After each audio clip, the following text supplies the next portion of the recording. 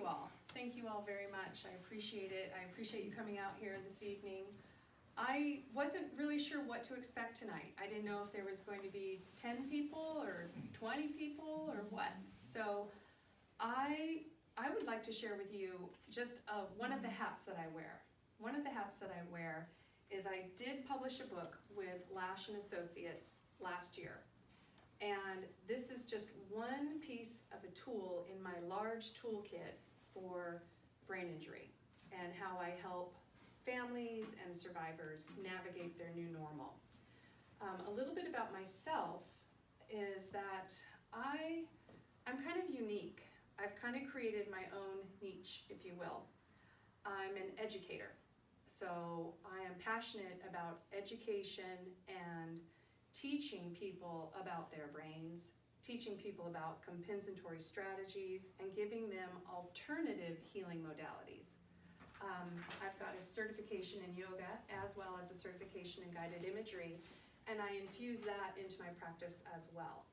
I'm currently seeing clients Tuesdays and Thursdays up in North County, Carlsbad, and I share office space with John Kern and Matt Audia, who just walked in the room. Matt, shout out to Matt. Hi guys, right on time. Thank you for coming. So Tuesdays and Thursdays I hold office hours, and then Mondays and Wednesdays I'm a professor at Saddleback College. I teach an attention and memory class. And on Fridays, I alternate in Sorrento Valley and work in people's homes and meet them wherever I can to help them with whatever their goals may be.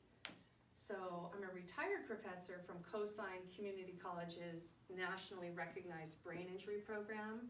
It's similar to the Mesa College program, but also very different. And I can talk about the similarities and differences with you at a deeper level at another time. But I've been in the field for 30 years. And as I was telling Miriam and Peggy, it's pretty much all I know is brain injury.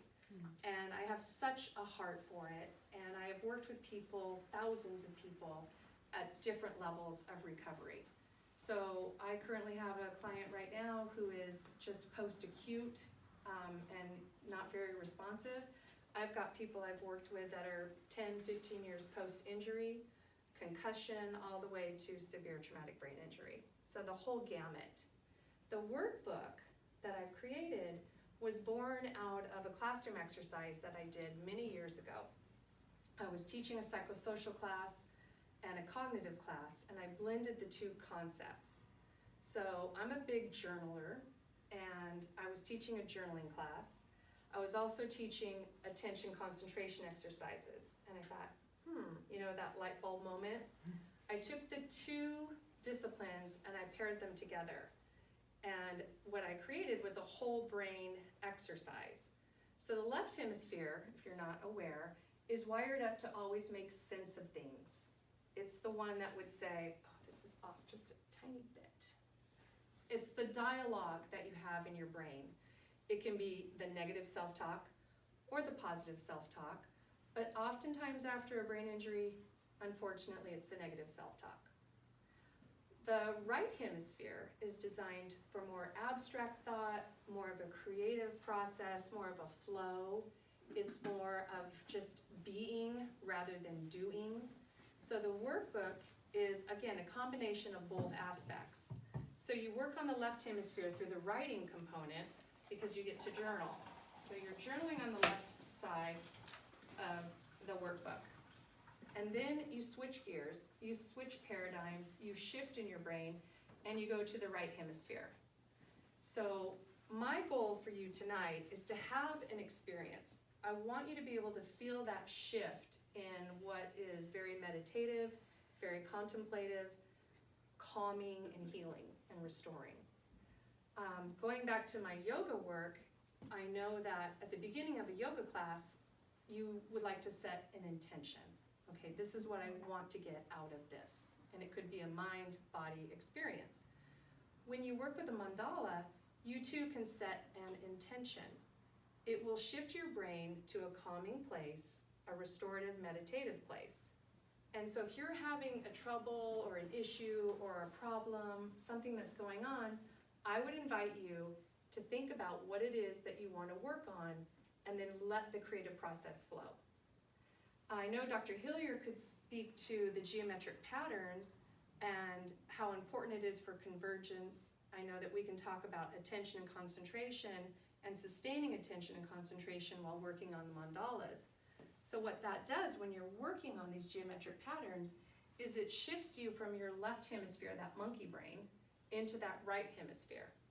And I'm hoping that I'm keeping it simple enough. If anybody has any questions about anything so far, am I going too fast to everybody? Okay, all right. So there's a lot going on. And what's exciting to me is those of us that are in the field get it at a different level. It's like, oh my gosh, this is really cool.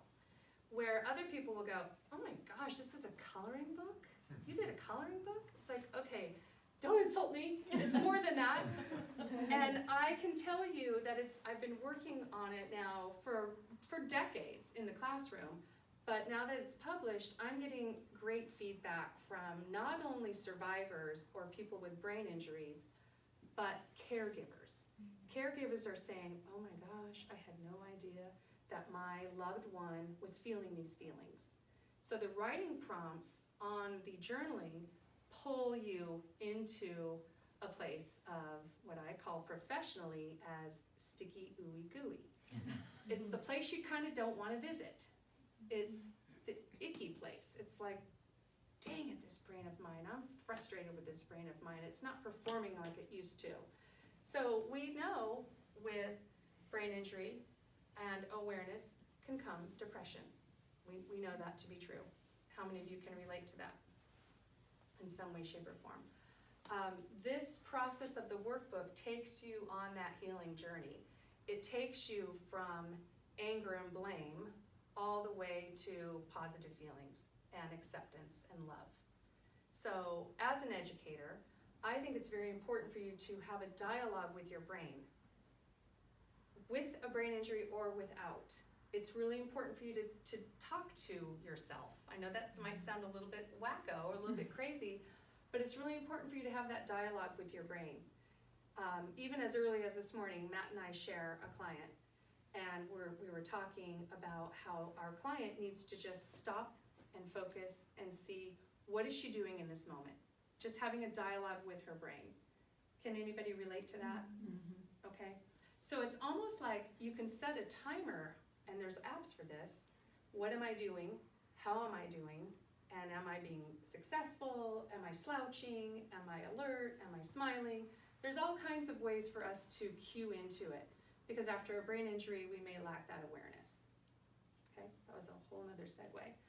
But so what I wanted to do tonight was just basically talk to you about the workbook, the concept of the workbook, and then to have a volunteer, if I could get somebody to volunteer to go through the continuum and go through the process of what the writing prompts are like in the journal.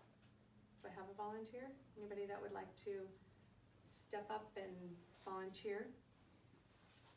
Okay, have a seat. Thank you so much. Let's give this guy a hand. Okay. All right. Thank you, I appreciate that. And your name again? Quentin. Okay. So I'm going to ask you all just to give Quentin space. And again, applaud you. This isn't going to be crazy, but it is going to. I was going to write. Oh. It's going to be. It'll be okay. It'll be okay. So what you're going to do is I'm going to take you on this journey, and these are the same writing prompts that are used in the journal portion of the book. All right. So I'm going to take you on a continuum. Have you ever had a dialogue with your brain that you're aware of?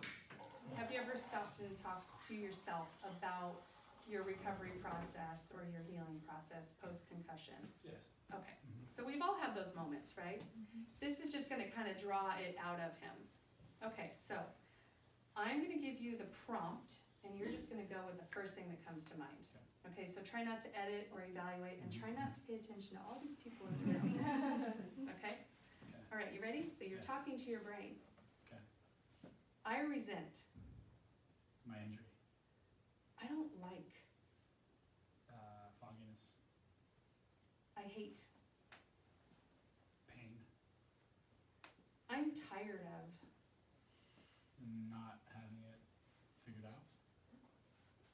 I would like, To be healed. I feel sad that, Others are experiencing this too. I feel like, Crap. nice PC word. I feel disappointed that My brain is cluttered. it hurts. It hurts sometimes. I want, To be pain-free. I'm afraid that, I won't get better. I don't know, How to do it. I want, Freedom. I need, Care. I feel bad that, I don't have all the answers. I'm sorry that, I did this to my brain. I wish that, I wouldn't have done this to my brain. I am willing, To take responsibility for it. I understand that, It's not easy. I know that, It can be fixed. I appreciate, That people want to help me. I accept, Help. I am thankful for, Help. I love, Help. thank you. Help.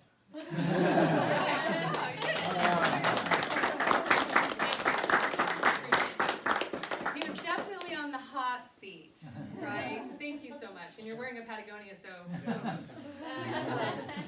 thank you very much. That does take a lot of courage, right?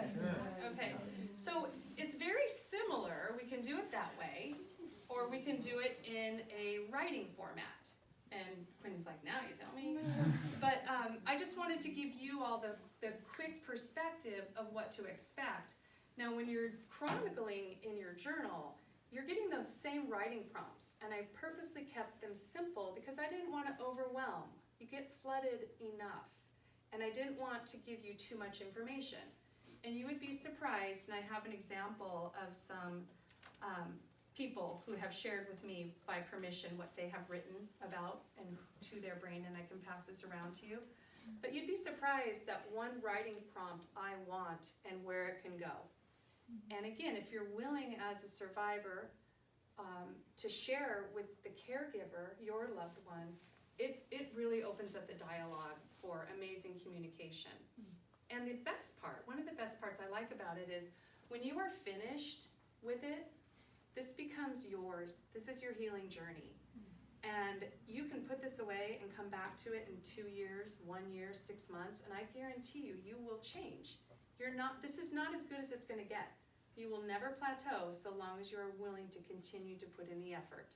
And so long as you are continuing to put in support time and meeting with other like people who have the passion to help you, okay? So that's what I like about it too, because I've got clients that I've used it with that come back and say, gosh, I reread my journal entry. I can't believe how far I've come since that last entry, and things have changed, and I'm so much better off, okay? So I don't want to sound like I'm selling it, because I'm not about that. I'm really not. I'm about just giving you another tool, okay? I also wanted to share with you a letter. On the flip side, okay, on the flip side, this is a letter that I was given to by one of our psychosocial instructors about 15 years ago. It was a letter, fictitious letter, that a brain wrote to a brain-injured individual. So it's the flip side. So listen carefully and see if you can relate to it, those of you that have had some injuries. Hello, I'm glad to see that you are awake. This is your brain talking. I had to find some way to communicate with you. I feel like I barely survived World War III, and I'm still not quite all in one place. That's why I need you. I need you to take care of me. As time passes and you and I feel better and better, people, even doctors, will tell us that we are fine and it's time to get on with life. That sounds good to me, and probably even better to you. But before you go rushing out into that big wide world, I need you to listen to me. I need you to really listen. Don't shut me out. Don't tune me out. When I'm getting into trouble, I need your help more than ever. I know that you want to believe that we're going to be the same, and I will do my best to make that happen. The problem is that too many people in our situation get impatient and try to rush the healing process. Or when their brains can't fully recover, they may deny it. And instead of adapting, they try to rush, and they force their brains to function in ways that they are no longer able to. Some people push their brains and cause them to be at risk for further injury. I am scared. I'm afraid that you will do that to me. If you do not accept me, I am lost, and we will both be lost. How can I tell you how much I need you? I need you to accept me as I am today, not for what I used to be or what I might be in the future. So many people are busy looking at what their brains used to do as if past accomplishments were a magical yardstick to measure present success or failure, that they forget to see and fail to see how far their brains have come. It's as if there is shame or guilt in being injured. Silly. Please don't be embarrassed or feel guilty or shame because of me. We are okay. We have made it this far. If you work with me, we can make it even further. I can't say how far. I won't make any false promises. I can only promise you this, that I will do my best. Please don't be embarrassed or feel guilt or shame because of me. We are okay. We have made it this far. What I need you to do is this, because neither of us knows how badly I've been hurt. Things are still a little foggy for me, or how much I will recover, or how quickly. Please go slowly when you start back trying to resume your life. If I give you a headache, or make you sick to your stomach, or make you unusually irritable or confused or disoriented or afraid, or make you feel that you are overdoing it, I'm trying to get your attention in the only way I can. Stop and listen to me. I get exhausted easily since being hurt and cannot succeed when overworked. I want to succeed as much as you do. I want to be as well as I can be, but I need it to do it in a different pace. Help me to help us by paying attention and heeding the messages I'm sending to you. I will do my part to do my very best to get us back on our feet. I'm a little worried, though, that if I'm not exactly the same, you will reject me and not want to heal. Other people have wanted to not heal, and some people have succeeded. I don't want that. I want us to live and breathe and be, even if being is not the same as it was. Different may be better. It may be harder too, but I don't want you to give up. Don't give up on me. Don't give up on yourself. Our time here isn't through yet. There are things that I want to do and I want to try, even if trying has to be done in a different way. It isn't easy. I have to work very hard, much harder, and I know that you do too. I see people scoff and misunderstand. I don't care. What I do care about is that you understand how hard I am working and how much I want to do and be as good as I can be. But I need you to take good care of us. Don't be ashamed of us. We are alive. We are still here. I want the chance to try to show you what we are made of. I want to show you the things that are really important in life. We have been given another chance to be better and to learn what is really important. When it is finally time for our exit, I would like to look back and feel good about what we made of us in this journey and everything that made up our life, including this injury. I cannot do it without you. I cannot do it if you hate me for the way being injured has affected me and our life together. Please try not to be bitter in grief. That would crush me. Do not reject me. There is little I can do without you and without your determination to not give up. Take good care of us and of yourself. I need you very much, especially now, your injured brain. So that's the shift, okay? That's the importance of having a dialogue with your brain and having those quiet moments with yourself, whether in contemplation or in prayer or meditation, yoga, right before bedtime. You're gonna be okay. You are going to be okay. I wouldn't do what I do in this field if I didn't see profound recovery. And I see it all the time. I see it when people are willing to do the hard work. And I'm not trying to minimize it because it is hard work. But you never know what tool is gonna work for you. You never know what that one tool, that one therapy is just gonna open up and just be the catapult for that recovery piece. So I like that because this letter is what gave me the idea to do the reverse. I don't know who wrote it, I have no idea. But I just thought, let's see what we can do with this. And then, like I said earlier, pairing it with the cognitive aspect and then the meditative aspect and bringing it in together and then having the chronicle of it is what was key, especially for people with brain injuries who have a difficult time remembering. It's as if, oh my gosh, I just wrote that yesterday. But it's also good awareness and good insight for you to see, I need a strategy. I need a strategy so that I can remember what I'm doing. And then therein lies the cognitive rehabilitation process, is knowing what your strengths and knowing what your weaknesses are. And that's not easy either. I think that's one of the hardest parts of my job, actually, is to tell someone their weaknesses. But what I say is for every deficit you have, there is a strategy for it. There is. There just is. It's just that everybody is unique and different, so there's not a one-size-fits-all to the rehabilitative process.